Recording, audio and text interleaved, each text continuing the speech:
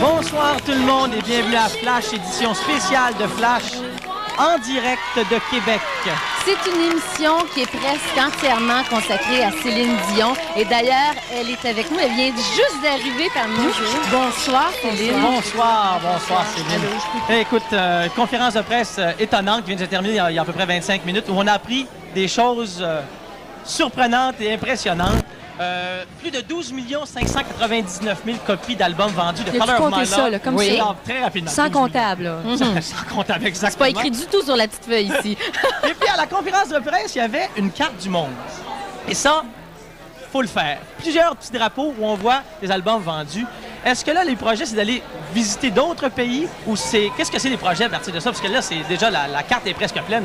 Moi, le seul projet que j'ai toujours eu et que j'ai toujours, c'est de voir le monde, de voyager le monde. C'est pas genre, ah, ben là, ça marche un peu moins là, je vais y aller faire un tour. T'sais, c'est pas comme ça que je vois ça. Peut-être que la grosse machine, peut-être eux autres voient ça comme ça. Moi, j'ai fait mon disque, je suis très contente. Je pars en tournée. Je pars vers la route du destin. Pour moi, c'est de suivre mon cours d'eau. Je m'en vais m'amuser. Je m'en vais faire des shows, je m'en vais faire ce que j'aime le plus. Le reste, pour moi, c'est pas important. Je veux dire, je suis très contente de voir. On vend des disques, tout le monde est content, ça va très bien. Je l'apprécie beaucoup. Ça me passe pas par-dessus la tête. Sauf que quand je chante sur scène, je pense pas à 12 millions, à 2 millions, ou à je sais pas.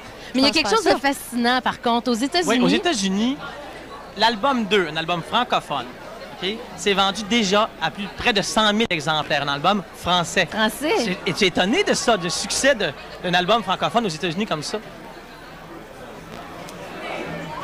Pas étonné, mais contente.